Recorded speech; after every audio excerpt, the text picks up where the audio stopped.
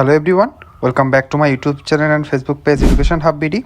পেএসকে related সকল ধরনের update সবার আগে পেতে চাইলে আমার ইউটিউব চ্যানেলটি সাবস্ক্রাইব করতে হবে, কারণ আমি প্রত্যেকদিন পে কমিশন এবং পেএসকে রিলেটেড সকল ধরনের কী নিউজ হচ্ছে, কী সর্বশেষ নিউজ রয়েছে এবং পেএসকেলের যে সকল প্রস্তাবনা রয়েছে এবং চূড়ান্ত যে খসড়াটি আসবে তার সকল কিছু কিন্তু আমি আমার এই ভিডিওর মাধ্যমে আপনাদের কাছে উপস্থাপন করি।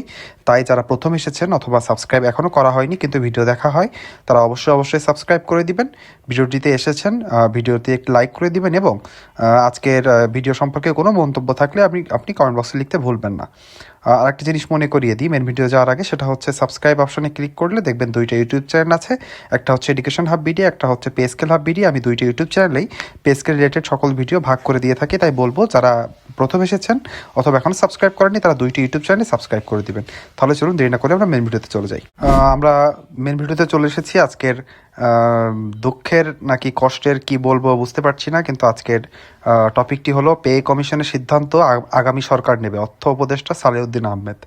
তার মানে আমাদের অর্থ উপদেষ্টা কিন্তু আজকে তারিখ হচ্ছে আপনাদের হচ্ছে 9 নভেম্বর 2025 সাল। আজকে দুপুরে তিনি এক সংবাদ সম্মেলনে এই কথাটি জানান যে পে কমিশনের সিদ্ধান্ত কিন্তু আমাদের অন্তর্বর্তীকালীন সরকার নিবে না, এর সকল সিদ্ধান্ত নিবে, মানে আমাদের যে চূড়ান্ত সিদ্ধান্ত নিবে সেটা কিন্তু যে রাজনৈতিক সরকার, অর্থাৎ আমাদের যে 2026 সালে যে জাতীয় নির্বাচন হবে তারপরে যে সরকারটি আসবে সেই কিন্তু নিবে।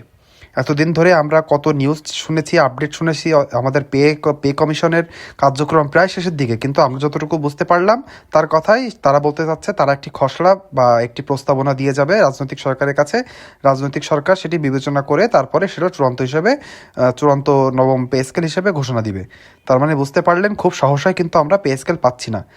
আপনার কাছে এই নিউজটি কেমন লাগছে? আমি কিন্তু অনেক ক্ষোভ এবং রাগের ভিতরে রয়েছি এবং বিষয়টি শুনে আমি মর্মাহত হয়েছি অনেক, বিশেষ করে সরকারি চাকরিজীবীরা যারা অনেক অর্থ কষ্টের ভিতরে থেকেও একটু তাদের ভিতরে একটু আশার সঞ্চার হচ্ছিল যে অন্তর্বর্তীকালীন সরকার যেহেতু একটি নিরপেক্ষ সরকার, তারা সরকারি কর্মচারীদের দুঃখ দুর্দশা বুঝেই এই পে স্কেলেতে হাত দিয়েছেন এবং তারা যাওয়ার আগে, অর্থাৎ তাদের যে মেয়াদ, অর্থাৎ ফেব্রুয়ারির 15 তারিখের আগে যদি জাতীয় নির্বাচন হয় তার আগে আমাদের এই পে স্কেলটি তারা গেজেট আকারে প্রকাশ করে দিয়ে যাবে। কিন্তু এখন কিন্তু অন্য সুর শোনা যাচ্ছে।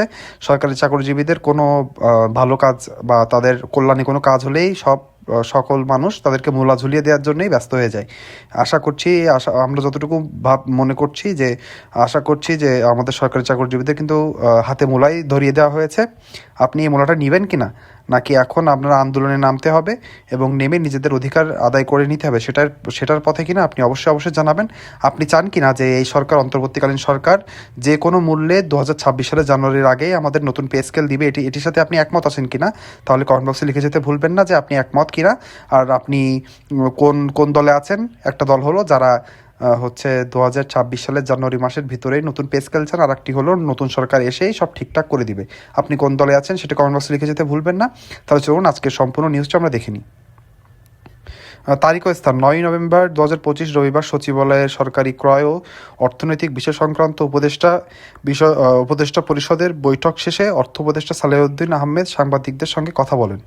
মূল ঘোষণা তিনি জানান, নতুন পে কমিশনের চূড়ান্ত সিদ্ধান্ত আগামী সরকার নেবে। বর্তমান অন্তর্বর্তীকালীন সরকার কেবল প্রাথমিকভাবে বিষয়টি শুরু করেছে এবং কিছু প্রস্তুতিমূলক কাজ এগিয়ে নিচ্ছে। তার মানে বুঝতে পারলেন এই 6 মাস ধরে যে কাজটা করা হলো সেটা শুধু প্রাথমিক প্রস্তুতি।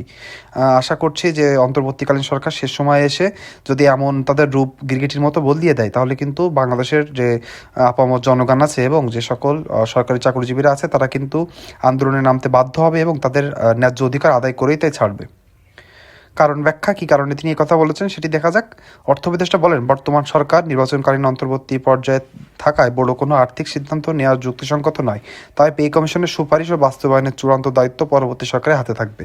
তার মানে বুঝতে পারলেন এতদিন ধরে সরকারি চাকরিজীবীদের একটি আশাই দিয়ে এখন নিরাশার ভিতরে নিমজ্জিত করছে অন্তর্বর্তীকালীন সরকার। আমরা কিন্তু কোনোভাবে এটি মেনে নিব না, কোনোভাবে এটি মানা যায় না। বিশেষ করে সরকারি চাকরিজীবীদের সাথে এটি প্রহসন করা হচ্ছে।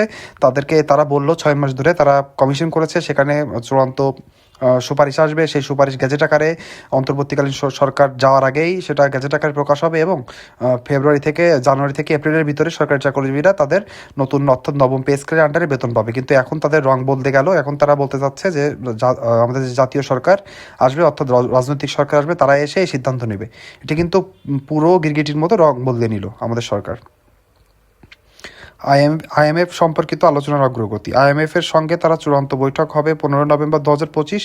প্রাথমিক জুম বৈঠকে আইএমএফ জানিয়েছে বাংলাদেশের সার্বিক অর্থনৈতিক অবস্থা নিয়ে তারা খুবই সন্তুষ্ট। আইএমএফ এর মতে বাংলাদেশের অর্থনীতিতে সংস্কার কার্যক্রম অব্যাহত রেখেছে এবং তবে কিছু কাঠামোগত দুর্বলতা কাটাতে আরও পদক্ষেপ নেওয়া প্রয়োজন। আইএমএফের মূল সুপারিশ। আইএমএফ কী কী সুপারিশ করেছে সেটা জেনে নেব। রাজস্ব আয় বৃদ্ধি করতে হবে, কারণ দেশের ট্যাক্স জিডিপি অনুপাত এখনও অনেক কম। মানুষের ট্যাক্স প্রদানের অনীহা দূর করতে হবে যাতে রাজস্ব প্রবাহ বাড়ে। সামাজিক সুরক্ষা খাতে ব্যয় করতে হবে, বিশেষ করে স্বাস্থ্য, শিক্ষা, খাদ্য ও নিরাপত্তা কর্মসূচিতে। আইএমএফ স্বীকার করেছে খাদ্য খাতে বাংলাদেশের তুলনামূলকভাবে ভালো করছে। অর্থ উপদেষ্টার মন্তব্য কী? এনবিআর জাতীয় রাজস্ব বোর্ড প্রায় 2 মাস বন্ধ থাকার কারণে রাজস্ব সংগ্রহে বড় প্রভাব পড়েছে। তিনি বলেন, রাজস্ব বৃদ্ধি অর্থনৈতিক স্থিতিশীলতার জন্য সরকার নানামুখী উদ্যোগ নিচ্ছে। দেশের ব্যাংক খাত এখন বড় চ্যালেঞ্জ, যা সংস্কারের মধ্য দিয়ে স্থিতিশীল করতে হবে।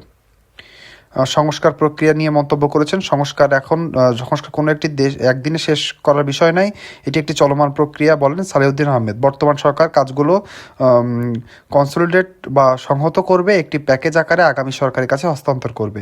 তিনি উল্লেখ করেন, একটি স্বাধীন অর্থনীতিবিদ কমিটি গঠন করা হয়েছে ট্যাক্স ব্যবস্থাপনা উন্নয়নের জন্য, যারা শীঘ্রই তাদের সুপারিশ দেবে।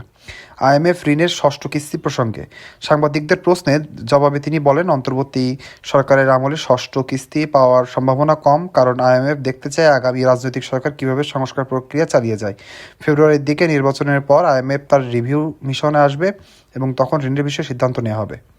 সমগ্র প্রস্তুতি সারসংক্ষেপ। তাহলে কী কী সারসংক্ষেপ আজকে যে আমাদের সালেউদ্দিন আহমেদ কী বলেছেন অর্থ উপদেষ্টা, সেটি হচ্ছে সরকার শুধু নীতি ও কাঠামোগত কাজগুলো শেষ করছে।